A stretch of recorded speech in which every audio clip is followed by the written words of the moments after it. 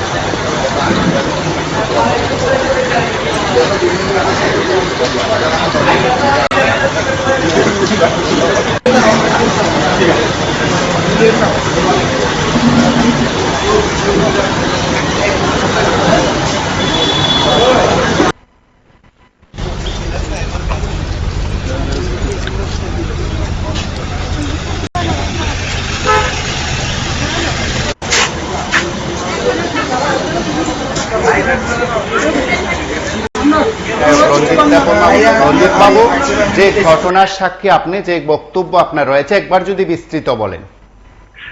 সকালে আমাদের counting agent গুলিকে ঢোকানো হয়েছিল, সেখানে কিছুক্ষণের ভিতরে আমাদের কাউন্টিং এজেন্ট গুলিকে গলা টাকা দিয়ে বাইর করে দিয়েছি। আমি শুনেছি যে বিধানের একটা সূত্র থেকে শুনেছি তখন নাকি যখন গলা টাকা দেয় তখন সিসি ক্যামেরাটা বন্ধ ছিল। পরবর্তী সময় আমরা যখন আমি গেটে গিয়ে প্রতিবাদ করি তখন তারা আবার ওই লোকগুলিকে বের করে আবার একটা ভিডিও ফুটেজ আমাদেরকে দেখাইলো। তারপর ওইটা কাউন্টিং এর পরে আবার আমরা রিকাউন্টিং এর জন্য আমরা বললাম, সপ্তাহে এখনো কাউন্ট হয়নি, যে গুলি বানানো হয়ে গেছে ওইগুলিতে আমরা রিকাউন্টিং এর জন্য বললাম। তখন ইলেকশন কমিশন এখানে আর ওর অফিস থেকে আমাদেরকে বলা হইলো, একজন অফিসার উনি এসে বললেন আপনার একটা দরখাস্ততে কোন সিটে আপনার রিকাউন্টিং চান সেটা আপনারা দিয়ে দেন। আমরা সেভাবে লিখে দিয়েছি। 1.5 ঘন্টার পর আবার আরো এসে বললো, তপন দাস এসে বললো যে এটা না, এভাবে হবে না, যে আপনারা যা ক্যান্ডিডেট সবাইকে সই করে কোন সিটে আপনার রিকাউন্টিং চান সেটা আপনার করতে হবে। সেটা এখন কথা হইতেছে। এখন এখানে পুলিশ প্রশাসন কোনো ঝামেলা করতেছে না, কেউ করতেছে না, শুধু এখানে আরো উনি সবকিছু ঝামেলা করতেছে। আমরা ভয় এবং তেলেমুরা রুটটা আমরা ব্লক দিয়ে রেখেছি, আমাদের কর্মীরা এখানে খুবই আরো লোক আসতেছে। আমরা এটা ডিএমকে আমি জানিয়েছি এবং মহারাজ বুবাগ্রাও আমাকে ফোন করেছেন, উনি বলতো এখান থেকে ছেড়ে না যাওয়ার জন্য, এখানে যতক্ষণ লড়াই করার জন্য উনি আমাদেরকে নির্দেশ দিয়েছেন। আপনারা কি এখন রাস্তা অবরোধ করেছেন খোয়াইতেলিয়ামুড়া? হ্যাঁ, আমাদের কর্মীরা রাস্তা অবরোধ করে রেখেছে। মূলত অভিযোগ হচ্ছে আপনাদের কাউন্টিং এজেন্টদের ঘাড় ধাক্কা দিয়ে বের করে দেওয়া হয়েছে এবং এই কাউন্টিং দাবি করেছেন। হ্যাঁ, আমরা করেছি, দাবি করেছি। ঠিক কোন কোন জায়গায় আপনার কাছে এই ধরনের অভিযোগ ছিল বা আপনি কোন কোন জায়গায় সেখানে অভিযোগ পেয়েছেন?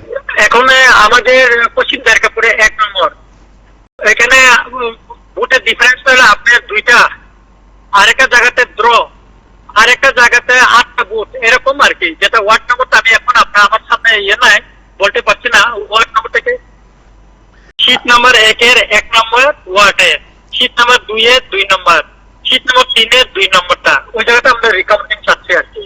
আচ্ছা, আরো একটি বিষয় জানতে চাইবো, যেখানে আপনারা রিকাউন্টিং চেয়েছেন সেখানে কি আপনাদের দলের বা আপনাদের যারা প্রার্থী রয়েছেন তাদের বিপরীত প্রার্থীদের কি জয়ী ঘোষণা করেছে?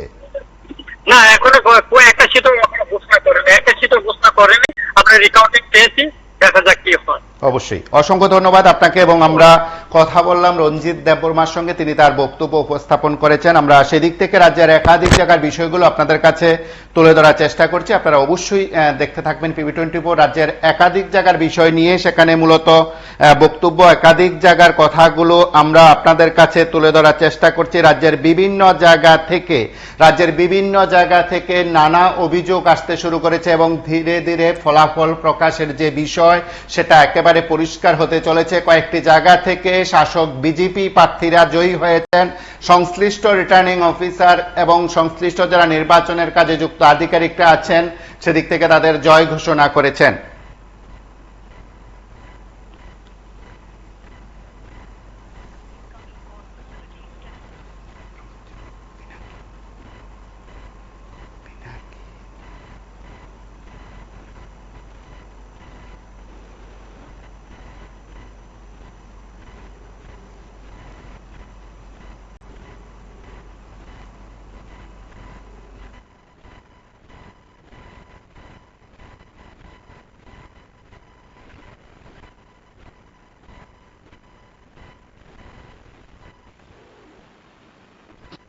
আমি দীপা দেব, আমি উত্তর কৃষ্ণপুর গ্রাম পঞ্চায়েতের পঞ্চায়েত সমিতির সদস্য।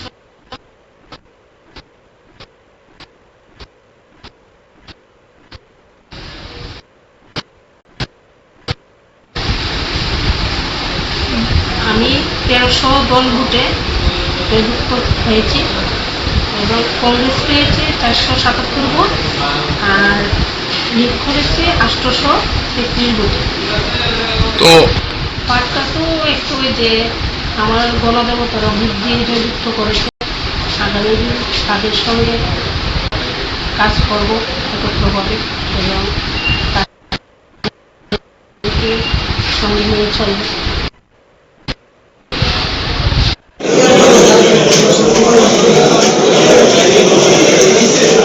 अभी तक अभी तीनों काउंटिंग सेंटर्स पे काउंटिंग स्टार्ट हो गया है। हर जगह पे सिचुएशन पीसफुल है, सब जगह पे डिप्लॉयमेंट सुबह 5 से कंप्लीट हो गया था।